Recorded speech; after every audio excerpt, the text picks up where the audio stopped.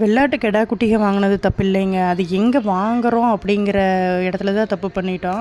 எதையுமே அனுபவம் சொல்லித்தர மாதிரி வேறு யாருமே சொல்லித்தர முடியாதுன்னு சொல்லுவாங்கள்ல, அது ரொம்ப உண்மைதானுங்க. நாங்கள் ரொம்ப பட்டுட்டோம். இந்த 2, 3 வருஷமாகவே செம்பிலி குட்டிக தான் வளர்த்திக்கிட்டு இருந்தோம்.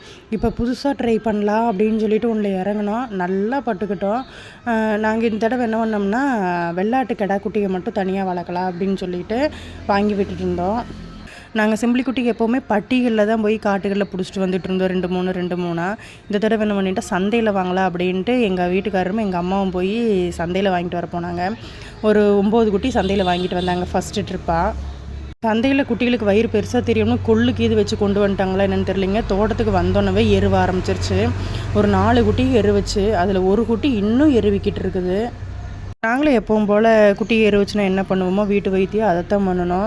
வரப்பருத்தி கொட்டை வைக்கிறது, பூவரசம் தழை ஓடுறது, புளியந்தழை ஓடுறது, வெந்தயத்தை அரைச்சி மோரில் கலக்கி ஊற்றுறது, என்னென்னமோ ட்ரை பண்ணி பார்த்துட்டு கடைசியில் டாக்டர்கிட்ட போய் கேட்டு ஒரு மாத்திரை கொடுத்தாரு. அதை வாங்கிட்டு கரைச்சி ஊற்றங்காட்டி 3 குட்டிக்கு நின்றுக்குச்சு. ஒரு குட்டிக்கு மட்டும் இன்னும் கொஞ்சம் லைட்டாக இருக்குது.